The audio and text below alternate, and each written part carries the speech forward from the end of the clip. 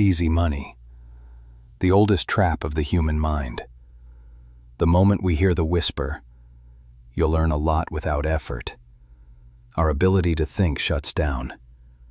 Instead of seeing reality, we choose to dream. Today I'll tell you 3 stories, 3 different countries, 3 different times, but they all began with the same sentence. This time is different. And history always gave the same answer.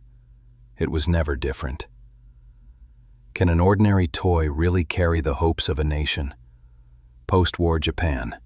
The country was exhausted, production small, money scarce. Small factories began making simple metal toy cars. Cheap, plain, innocent. Then a sentence began to spread. These will be collectibles one day. And at that moment, thought stopped. Hope took its place. Mothers began buying, not for their children, but as an investment.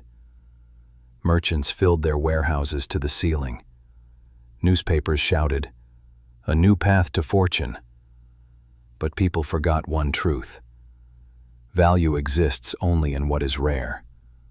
What everyone owns loses worth. Production increased. Rarity vanished. Value collapsed. Prices quietly slipped. No one wanted to admit they'd bought too high, but everyone lost. By the time you catch up with the crowd, the seats are already taken. In the first story, it was the crowd that was deceived. Now in the second, let hope deceive. Did you know that billions of dollars were once invested in a gold mine that didn't exist? In 1993, the Canada-based Bre-X Minerals announced it had discovered a massive gold reserve in Indonesia. The samples were filled with pure gold. The analysis reports were flawless. Financial news channels shouted, "The discovery of the century." In 6 months, the stock price rose 200-fold. Ordinary people invested their retirement savings. Banks became creditors. On paper, everyone was rich. But in 1997, the truth came out. At night, gold dust had been secretly mixed into the samples. For months. Quietly. Without drawing attention. The mine was almost empty. There was no gold, only hope. The company collapsed. $6 billion vanished, and the company's executive boarded a helicopter for an inspection. Minutes later, his body was found in the jungle. Did he jump? Was he pushed? No one knows. The loss wasn't just money. It was the price of refusing to see the truth. In the first, it was the crowd. In the second, hope. Now in the third, let ego deceive. Would you believe someone could pay more for a bird than for a house?